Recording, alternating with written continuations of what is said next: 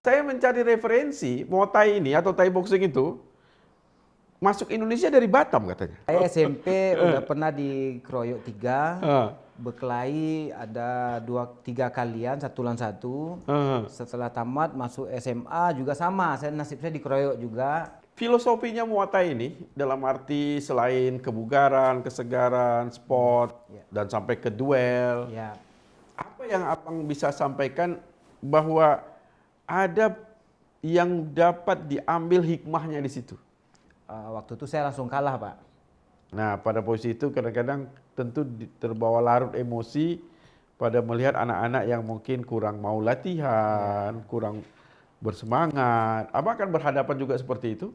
Camera! Running! 101, shot, 3, take 2. Action! Assalamualaikum warahmatullahi wabarakatuh. Cakap, jangan tak cakap. Hidup adalah sehat. Sehat identik dengan kebugaran. Bagaimana mendapat kebugaran? Ya tentu dengan berolahraga. Berolahraga tidak cukup jika juga tidak dipadukan dengan berbagai hiburan yang menyenangkan. Tetapi ada juga olahraga yang dipadukan dengan hiburan itu. Dan sekarang olahraga itu menjadi sesuatu yang banyak diikuti kaum milenial untuk berolahraga, berhibur, bersenang, dapat sehat, dapat juga menikmati bagaimana kebahagiaan dalam berolahraga. Tapi jangan lupa, ia juga termasuk olahraga yang sepertinya mempunyai kekuatan dan mungkin saja bisa jadi kekerasan. Tapi kita tidak bicara itu. Kita ingin bicara bahwa olahraga itu dapat menyenangkan. Dan tentu kita sudah kenal ada satu bidang olahraga yang kita sebut dengan Muay Thai. Saya tidak begitu paham, sebab itu saya undang narasumbernya dan saya ucapkan selamat datang kepada Bang Henry Koto. Assalamualaikum Bang. Waalaikumsalam. Abang sehat? Alhamdulillah sehat. Saya lihat hari ini satu topik podcast kami yang berbeda. Baik, Pak. Selalu yang datangnya politisi, ya mungkin ulama juga. Baik. Tapi saya undang kali ini adalah seorang olahragawan. Baik, Pak. Dan Abang sangat identik dengan olahraga Muay Thai tadi. Kenapa Bang menyenangi olahraga itu? Kenapa saya menyenangi, izin Pak, olahraga ini adalah olahraga yang simpel, praktis, dan sangat mudah dipelajari. Tidak butuh waktu lama untuk menguasai dan memahami teknik dari Muay Thai itu sendiri. Kata mudah dipahami itu teknik dasarnya yang bagaimana? Jadi Muay Thai itu menggunakan 8 senjata tubuh. 8 senjata tubuh. Ada pukulan, ada elbow, ada lutut atau knee, dan ada kick. Jadi ada 8. 2 pukulan, 2 elbow, Siku. 2 knee, lutut, 2 kick. Jadi ada 8 dan itu sangat mudah kita pelajari. Ini olahraga yang berasal dari negara mana?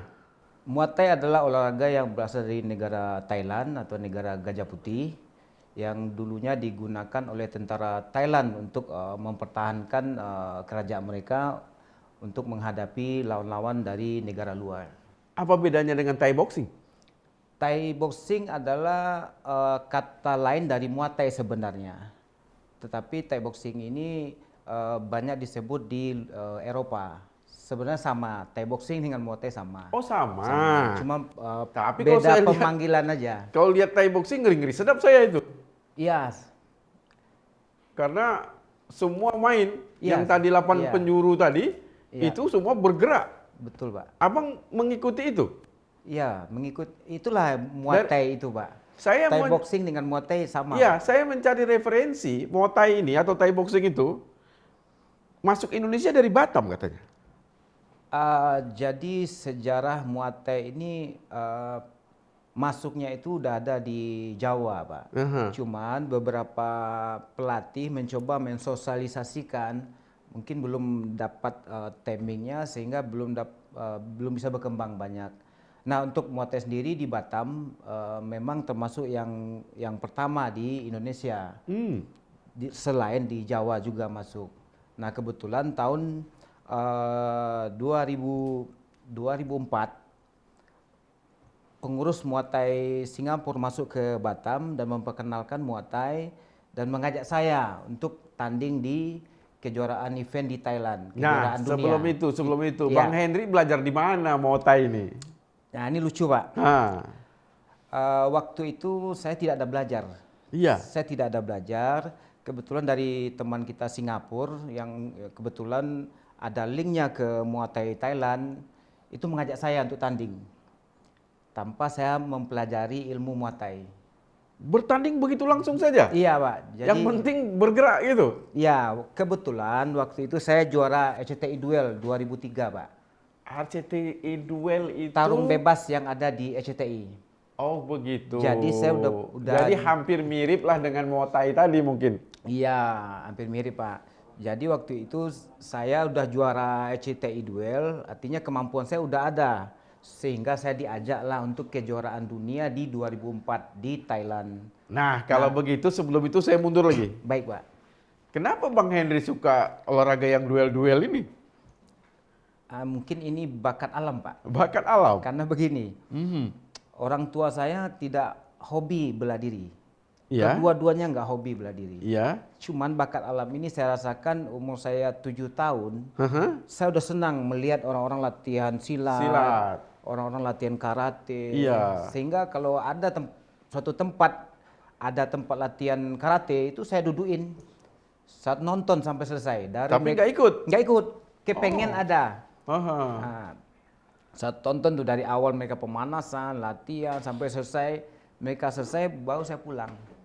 Dan itu sering saya lakukan. Mungkin inilah bakat alam yang saya Jadi bilang ada tadi, Pak. inspirasi muncul dari sana. Iya. Nah, kan tidak hanya juga bermodal bakat alam. Iya, Pak. Karena untuk ikut duel RCTI, Abang perlu ada latihan. Betul, Pak. Dan latihan tentu ada juga semacam aturan dalam mengikuti latihan itu. Baik. Kasarnya juga ada pelatih. Betul, Pak. Jadi bagaimana cerita selanjutnya? Oke. Jadi pas saya SMP kelas 3, Iya. saya masuk taekwondo, Pak. Oh, di mana SMP-nya? Di Bukit Tinggi, Pak. Di Bukit Tinggi, Bukit Tinggi. ikut taekwondo. Ya, saya masuk taekwondo. Habis itu 2 tahun setelah itu saya mengikuti kejuaraan kejurda di Padang, Sumatera Baratnya, tingkat provinsi. Iya. Iya. Alhamdulillah saya juara 1 waktu Oh. sekolah. Habis itu selesai tamat sekolah saya pindah ke Batam. Disitulah awal merantau saya tahun 99 di Batam. Merantau dan saya sambung lagi latihan taekwondo. Di Akhirnya sini, saya ikut, iya, dulu masih Riau, belum Kepri. 2099. Saya mau minta rahasia satu ke Abang. Abang waktu sekolahnya bandel apa enggak ya? Bandel enggak, Pak, cuman saya dikeroyok juga, Pak. Oh. Saya SMP udah pernah dikeroyok 3. Ah. Berkelahi ada 2-3 kalian, 1 lawan 1. Setelah tamat masuk SMA juga sama, nasib saya dikeroyok juga. Tapi saya nggak pernah keroyok orang, Pak. Setelah itu 1 lawan 1 waktu STM juga ada 2-3 kali ada. Selalu menang kalau berikeroyok ataupun 1 lawan 1? Alhamdulillah menang, Pak. Karena ada basic Iya, basic dari taekwondo tadi. Pak. Dan juga melihat karate dan sebagainya itu Iya, ya. Jadi tahulah jurus-jurus untuk menang itu. Nah, Iya, kebetulan. sampai di Batam ikut taekwondo. Kemudian bagaimana ceritanya sampai ke RCTI Duel? Waktu itu TPI Fighting keluar pertama kali. TPI Fighting mengadakan event bebas, tarung bebas. Kami dari tim bela diri kumpul lah. Gimana kalau kita ikut juga? Kita tetap latihan dan latihan. Di saat kita akan mendaftarkan diri, Batam Kepri Riau mendaftarkan diri untuk ikut di TPI Fighting, ternyata RCTI Duel buka event yang sama, namanya Duel. Kalau yang TPI kan TPI Fighting, kalau yang Duel itu RCTI yang ngadain. Akhirnya kita pindah kiblat, kita mendaftarlah ke RCTI. Dan Abang ikut di sana? Ya, ikutlah audisi di situ. Berapa peserta audisi secara total waktu awal? Waktu itu mau 100-an lebih, Pak. 100 lebih? Nah, akhirnya Kepri Batam dapatlah sekitar 10-an orang Masuk? yang lolos Oh, lolos untuk ikut. ikut di event turnamen RCTI Duel. Nah disitulah mulai kita fight, latihan, akhirnya saya juara RCTI waktu itu. Juara 1? RCTI Mewakili Indonesia. Batam? Se-Indonesia Pak, ya. Se-Indonesia mewakili Batam? Ya. Luar biasa, berarti abang sudah termasuk orang yang pernah mengharumkan Batam, mengharumkan Kepulauan Riau di kancah nasional. Berkat doa semua Pak. Alhamdulillah. Nah, apakah setelah itu abang merasa nyaman, maksudnya ya saya sudah juara gitu. Nah, setelah dari RCTI Fighting, Ya. balik ke Batam, apa yang abang lakukan selanjutnya? Kita tetap fokus latihan Pak. Sebenarnya tempat latihannya di mana ya? Yang sekarang atau yang dulu Pak? Yang tempat abang menjadi juara itu di mana? Dulu kita latihan di Sungai Panas Pak. Sungai Panas. Sungai Panas itu nama klub kita Tabasi. Disitulah kita latihan di Tabasi. Cocok tuh bang, karena kalau di sana kan namanya juga saya Sungai Panas, jadi harus panas betul-betul baru fighting gitu. Iya, di Tabasi lah kita latihan. Tapi banyak klub-klub bertumbuhan untuk klub-klub fighting itu di Batam waktu itu, tidak? Waktu itu nggak banyak Pak, cuman ada paling 3-4 klub lah ada Tapi Pak. kalau atletnya banyak? Atletnya banyak, cuman yang masuk seleksi ke RCTI nggak banyak. Oh. Tapi waktu di RCTI pun nggak lama kita Pak, 2006 ribut RCTI akhirnya ditutup semua. Habislah event-event yang Event ada yang di fighting, TPI Fighting ya. sama di RCTI Fighting. Iya, Habis, jadi abang Pak. balik ke sini, Balik kemari, mendirikan camp, untuk melatih. ya. Dan setelah itu kenapa bisa jadi masuk Thai boxing atau Muay Thai tadi? Ya, jadi 2004 itulah awal saya diundang oleh Singapura kawan tadi ya, kawan di tadi Singapura. untuk mengikuti kejuaraan Muay Thai di Thailand. Alhamdulillah. Tempat induknya. Sampai di sana saya nggak ada mempelajari Muay Thai. Saya main dengan teknik yang saya kuasai di RCTI Duel atau tarung bebas. Waktu itu saya langsung kalah Pak. Ronde penyisian saya sudah kalah. Waktu itu saya fight dengan atlet terbaik Singapura. Namanya Azek. Dan dia memang yang terbaik dan the best di Singapura. Saya kalah. Setelah keluar dari event, saya ketemulah teman-teman Singapura. Guru-guru Muay Thai Singapura. Makanya mereka bilang, Henry, ilmu kamu masih kurang. Kalau kamu mau belajar Muay Thai, belajar ke Singapura. Tempat saya, kata dia. Namanya Master Johnny. Master Johnny lah yang mengajak saya untuk latihan di sana. Dan saya tidak dipungut biaya. Kalau orang lain dipungut biaya 2 juta sebulan, mereka nggak mau terima. Free of charge, karena dianggap punya kebolehan dan bisa bibit unggul lah gitu ya. Akhirnya saya ke Singapura sekali seminggu, sekali sebulan, tergantung situasi. Kalau pas ada duit berangkat, kalau enggak ya berarti kita di Batam aja latihan. Dari proses latihan itu, selanjutnya Bang Henry kemana? Maksudnya setelah dilatih di Singapura, sudah dapat ilmu Muay Thai-nya lebih dalam, ya selanjutnya apa yang Bang Henry lakukan? Pengembangan diri, Jadi saya buka camp, saya latih anak-anak, latihan anak, udah pengembangan sosialisasi terus, pengembangan Muay Thai gimana supaya Muay Thai dikenal di Batam khususnya, ya akhirnya maju sampai detik ini Pak. Pernah memenangkan event Muay Thai? Saya Pak, saya tidak pernah Pak. 2 kali kejuaraan dunia di Thailand, di penyisian saya kalah terus. Saya kalah karena memang yang diundang di sana itu adalah atlet-atlet terbaik di satu negara. Ya, kalau kita kan mewakili Batam bukan mewakili Indonesia. Berarti mewakili kampung aja. Iya. Tapi kalau abang lihat perkembangan Muay Thai di Batam ini bagaimana? Sekarang Pak, sekarang sangat maju dan pesat. Artinya dulunya Batam ini paling camp Muay Thai ada 3-4. Sekarang udah banyak Pak, di hotel-hotel udah mulai pelatih-pelatih yang saya bina dulu. Sekarang udah jadi pelatih, contohnya di Hotel Sahid. Ada ya? Ada Pak, udah mulai sosialisasi, udah buka. Iya. Anak saya itu dia ikut Muay Thai Iya, oh di mana Pak? di Jakarta Oh di Jakarta Pak ya? dan dia perempuan. Hmm. Dan saya lihat bagus itu ya untuk penguatan dan juga tadi bukan hanya untuk fighting Iya. istilahnya duel, Iya Pak. tapi ya untuk dia sambil berolahraga. Kalau di Batam ada juga yang mungkin anak-anak perempuan kita ikut. Banyak Pak, jadi kita kan buka pertama kali untuk di gym itu di gymnya Pak Asman Abnur.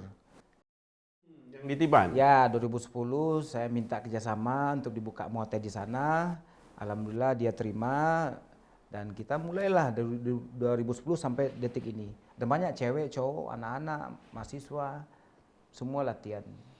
Filosofinya Muay Thai ini dalam arti selain kebugaran, kesegaran, sport, Ya. dan sampai ke duel, Ya, apa yang Abang bisa sampaikan bahwa ada yang dapat diambil hikmahnya di situ? untuk Muay Thai ini Pak. Iya, hikmahnya maksudnya dalam arti membentuk kepribadian misalkan. Iya. Apa yang bisa diambil? Jadi dalam bela diri Muay Thai ini dengan kita latihan continue, pertama imun kita pasti bagus, imun kita akan naik. Kedua otot, tulang dan jantung kita akan makin kuat. Yang berikutnya pasti mental kita karena kita punya bela diri, pasti kita punya percaya diri yang tinggi. Betul. Di saat kita situasi emergensi atau darurat atau terancam, pasti kita udah punya mental yang lebih baik daripada orang yang tidak terlatih. Ya, kemampuan dasarnya sudah ada. Ya, gitu Pak. Tapi kalau kayak saya yang udah 50 tahun ke atas nih ikut Muay Thai lagi gimana nih? Boleh Pak, Boleh ya? karena olahraga itu tidak menutup usia berapa saja. Olahraga itu wajib. Karena sifat dari otot, tulang, jantung, dia semakin kita latih, dia akan semakin bagus. Karena saya takut kalau saya mukul orang nggak jatuh, tangan saya yang lepas. Enggak Pak. Enggak Pak. Ya, karena Tapi kalau peristiwa selama di katakanlah tadi ada taekwondo, ada RCTI fighting, udah sampai juga di kejuaraan Muay Thai di Thailand. Kisah yang menurut Abang apa ya, nasib yang kurang baik atau menyedihkan atau mungkin cedera di mana pernah terjadi? saya pernah fight di Uzbekistan Pak. Sampai ke Uzbek. Ya. Wah, jauh Dan- itu ya. jajahan Uni Soviet itu. Iya. Kebetulan di sana saya bukan tanding Muay Thai Pak. Kebetulan tanding Sambo. Sambo itu satu. Sambo ini bela diri yang belum pernah masuk ke Indonesia waktu itu. Sambo ini bela diri tentara Rusia. Hmm. Jadi tentara Rusia wajib latihan Sambo. Jadi Sambo itu ada dua, sport Sambo dan combat Sambo. Nah, Kalau kita tadi bicara ya, Muay Thai, ya. ini ada Sambo. Bedanya di mana? Ya, jadi kalau Sambo ini bela diri yang sama dengan UFC, sama dengan RCTI Duel, TPI Fighting, dan ini tarung bebas. Boleh di atas, boleh di bawah, boleh di atas. Jadi ini memang bebas. Kalau Muay Thai hanya stand up aja, dia nggak boleh ke bawah. Oh, nggak bisa jadi gulat ya, Oh, misalnya di nggak bawah. boleh, nggak boleh. Dia kayak tinju Ya, aja ya. dan ini unik juga. Kenapa saya bisa ikut Sambo ini? Bela diri Sambo ini waktu itu 2007 mereka lagi sosialisasi untuk masuk ke Asia. Hmm. Karena selama ini mereka kan hanya besarnya di Rusia. Hmm. Jadi organisasi Asia membuat program untuk mengundang seluruh Asia untuk ikut di event ini.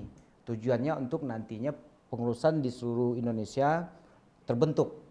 Di Malaysia terbentuk, di Singapura terbentuk, itu tujuannya. Nah, saya diundang. Saya belum pernah belajar. Tapi disuruh langsung Langsung tanding. tanding, ya. Akhirnya saya fight. Waktu itu pertama fight di Rusia itu 2008. 2008 saya main juara 3. Habis itu berangkat yang 2009 saya kalah karena berhadapan dengan lawan cukup keras, dan yang buat berkesan itu yang sedihnya tulang kering saya ini bengkak waktu itu. Nah, itu yang membuat saya berkesan, sedih karena selama fight saya nggak pernah luka, nggak pernah ini, bengkak kaki saya Pak. Karena saya hantam bagian kaki dari orang Libanon. itu mungkin beradu tulang, mungkin tulangnya lebih keras daripada saya. Dia tulangnya tulang besi. Nggak tahu juga. Mungkin mereka terlatih lah daripada Iya, saya. iya, Jadi iya. bengkaklah tulang saya waktu itu, tulang kering. Sampai pulang mesti begini. Tapi pernah pingsan nggak ya? Nggak pernah. Nggak pernah ya? Pernah. Nah itulah yang terkesan selama saya fight. Kondisi terparah waktu itu. Saya ada ngintip-ngintip juga, Iya, tapi Pak. kadang nonton nggak sampai habis. Sekarang ada di TV One. Iya Pak. Itu mirip yang abang sebut tadi? Sama. Jadi Combat Sambo ini betul-betul peraturannya sama persis dengan UFC, sama persis dengan RCTI Duel, One Pride sama. One Pride, ya di TV One. Dia bebas. Abang nggak pernah ikut lagi di One Pride?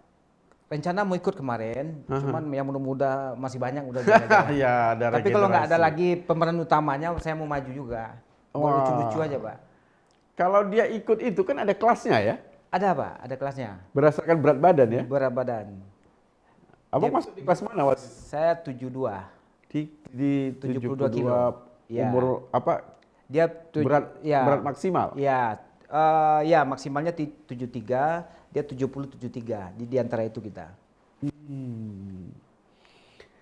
Nah, mungkin dari tahun 2000 tadi disebut 2004, 2008, sekarang 2021.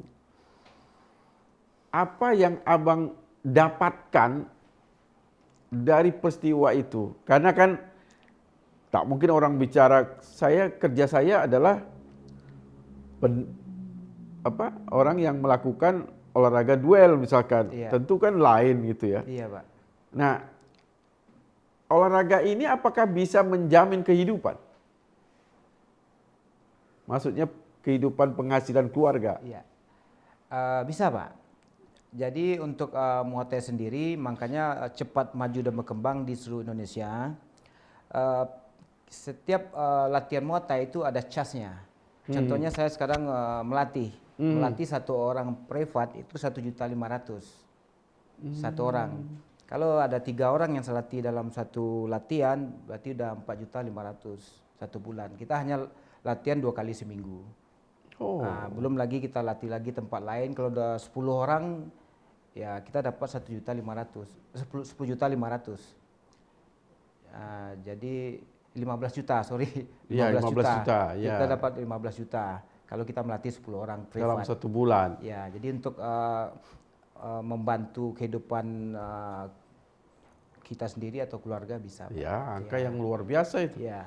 Kalau gitu saya dari dulu saya ikut Muay Thai saja nih daripada kita ini, karena jelas nampaknya Iya. perhitungannya. Tetapi memang tidak mudah jadi pelatih. Iya, Pak. Karena saya kira menjadi pelatih itu tentu dia ingin menjadikan semua anak didiknya adalah pemenangnya.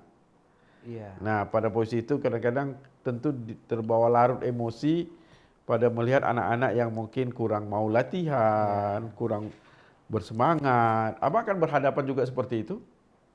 Iya, pasti, Pak. Pasti. Makanya sekarang saya buka camp latihan Muay Thai gratis di samping rumah saya. Yaitu saya buat Fasum, saya jadikan tempat camp Muay Thai. Dan itu saya gratiskan untuk usia 12 sampai 22. Kalau ada yang usia 50 ke atas gratis, saya ikut itu, Bang. Jadi kalau untuk Bapak, saya siap.